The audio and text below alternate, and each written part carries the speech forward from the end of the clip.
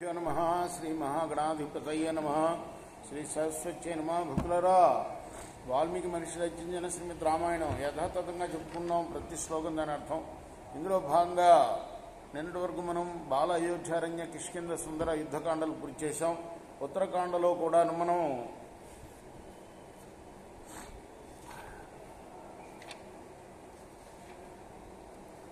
24 సర్గలు పూర్తి చేసి 25వ సర్గలోని 25వ శ్లోకం వరకు చెప్పుకున్నాం. ఈరోజున 26వ శ్లోకాన్ని కొనసాగిద్దాం. కొనసాగించే ముందు వాల్మీకి మహర్షిని ప్రార్థన చేసుకుందాం. పూజంతం రామ రామేతి మధురం మధురాక్షరం ఆరుహ్య కవితా శాఖాం వందే వాల్మీకి కోకిలం మంజన ఆనందనం వీరం జానకీ శోకనాశనం కపీశమక్షాంతారం వందే లంకా భయంకరం సదా నింబౌక్షస్య మూలాధివాసా సుధాశ్రావిణం తిక్తమప్యప్రియంతో తరుం కల్పౌక్షాదికం సాధయంతం నమామీశ్వరం సద్గురు సాయినాథం సమర్థ గురు సాయినాథ్ మహారాజ్ की जय. కుంభకర్ణో మహారాజా నిద్రామనుభవత్యథ నిహత్య రాక్షసశ్రేష్ఠ సమచ్చా నిహసమ్మతాన్ దర్శయిత్వా హృతారాజన్ గుప్తాప్యంతః పురే తవ. మహారాజా, ఆ సమయంలో కుంభకర్ణుడు నిద్రపోతూ ఉన్నాడు. అప్పుడు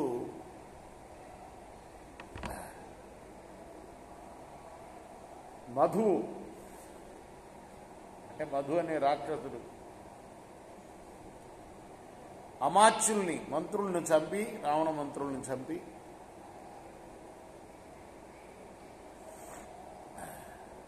ఆమె ఎవరిని ఆమెని కుంభీనసి అని ఆమెను బలత్కారంగా అపహరించాడు.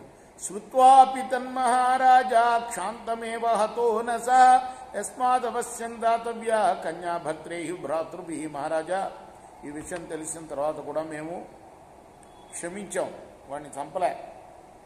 ఇదంతా విభీషణుడు చెప్తున్నాడు అన్నకి.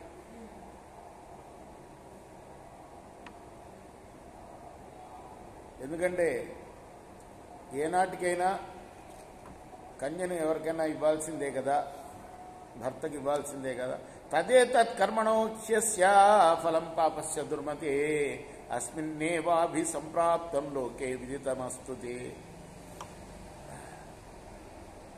ఇదంతా ఎందుకు జరిగిందంటే నువ్వు చేసిన పాప కర్మల ఫలితం. విభీషణ వచ శ్రుత్వా రాక్షసేంద్ర రావణ దౌరాత్మ్యేనాత్మనో దూత సప్తాంభా ఇవ సాగర. అప్పుడు రావణుడు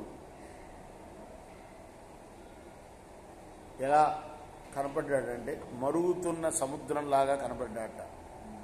తతో ప్రవిదశగ్రీవ క్రుద్ధ సంరక్తలోచన కల్ప్యతాం మే రథ శీఘ్రం సురా సజ్జీభవంతునా.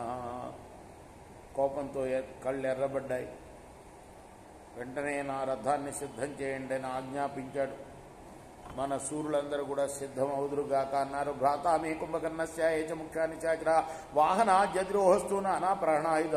సోదరుడైన కుంభకర్ణుడు, ఆ తర్వాత మిగతా రాక్షసులందరూ కూడా అనేక ఆయుధాలు ధరించి వాహనాలు ఎక్కెదురుగాక అని ఆజ్ఞాపించాడు. అత్యంతం సమరేహత్వ మధున్ రావణ నిర్భయం సర్వలోకంగా విషామి యుద్ధకాంక్షి సుహృద్రుత. రావణుడికి ఏమాత్రం భయపడక దుష్కార్యం చేసిన మధును ఇప్పుడు యుద్ధంలో చంపి స్నేహితులతో కలిసి మనం అందరం దేవలోకానికి వెళదాం తర్వాత అన్నాడు. అక్షోహిణి సహస్రాణి చతుర్భ్య చత్వార్యగ్రాణి రక్షసాం నానాపహరణాన్యాసు నిర్వయుర్యుద్ధకాంక్షిణం. ఇప్పుడు శ్రేష్టమైన 4000 అక్షౌహిణుల రాక్షస సైన్యం అనేక విధాలైన ఆయుధాలు ధరించి యుద్ధానికి బయలుదేరారు. ఇంద్రజిత్వాగ్రతా సైనికాన్ పరిగ్రహ్య జగామ రావణో కుంభకర్ణశ్చ పృష్ఠతః.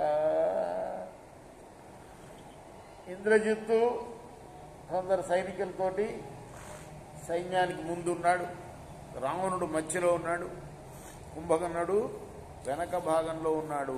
రేపు మనం ఈ అధ్యాయం కొనసాగిద్దాం. ఈ సర్గని. కృష్ణార్పణమస్తు. సాయి కృష్ణార్పణమస్తు.